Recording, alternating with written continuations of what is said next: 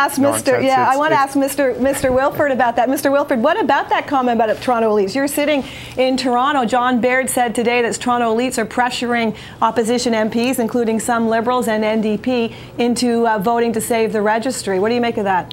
Well, again, that's John Baird, and you take it for what it's worth. To be honest, I haven't heard from any so-called Toronto elites. I don't know who they are, but to be honest, when you see the number of Canadians, over 75%, who support the registry, when you see the Canadian Professional Police Association, the chiefs of police across Canada supporting the registry, 9,000 hits a day on it, and very clearly, in terms of the registry, it is simply one tool among many in dealing with public safety issues. But again, politicizing these issues, and going back again on the Arctic, we have an all-party report of recommendations. Why is the government dragging their feet? If they believe in the issues that Laurie's indicated, act on it. And on the long gun registry, it's again example of wedge politics, which the Conservatives play all the time. And I think Canadians are getting fed up with that.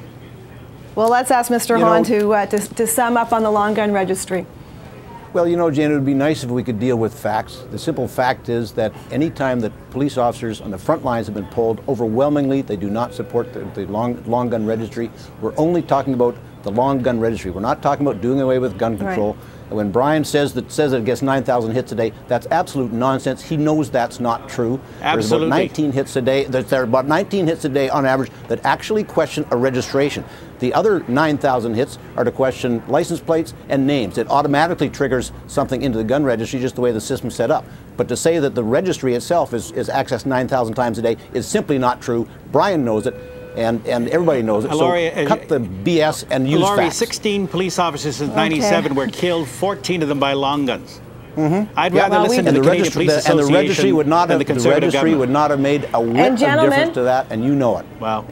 Gentlemen, we're out of time now, but this debate will be continuing in the House of Commons on Tuesday before the vote on Wednesday. So we look forward to hearing from all sides. And I want to thank you, gentlemen, for joining us today. Paul Dewar, Brian Wilford, and Laurie Hahn.